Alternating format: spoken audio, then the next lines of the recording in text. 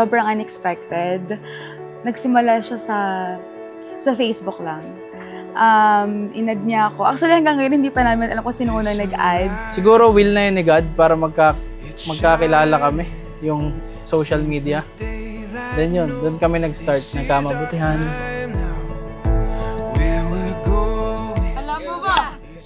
Mahal mo na! Wala ka na akong ginagawa! Matagay! Matagay! Okay, sa pinaka-close ko ang pinsan ni Ian. Ito na. Sa laging humihipak ng aking babe, Shay.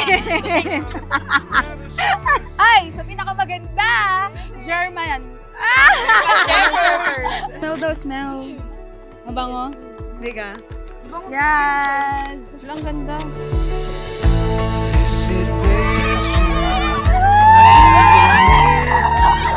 Ano ang isang Ian? Si Ian, masasabi ko wala siyang katulad. Sa kanya ko nakita lahat ng ugali na hinahanap ko sa isang tao. Doon ko na-realize na si Ian na po yung inilaan po ng Ama sa akin. Love, alam ko excited din ako. Pero ngayon yung big day natin, pero mamaya pag-iisahing dibdib na tayo. Magiging isang laman na tayo sa harap ng nasa taas.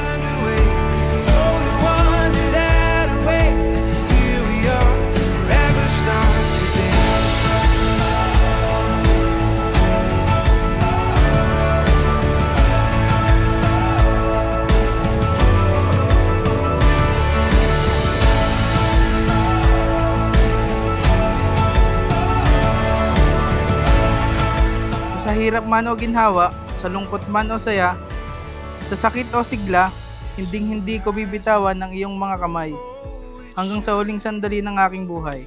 Kasama mo ako sa lahat ng paglalakbay at mas kasama mo ako sa oras ng iyong lumbay.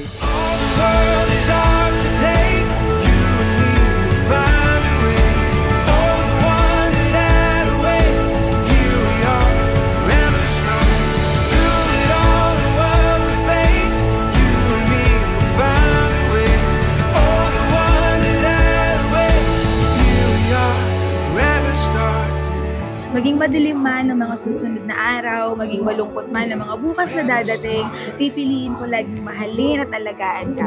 Ikaw lang mahal ang mamahalin ko habang buhay.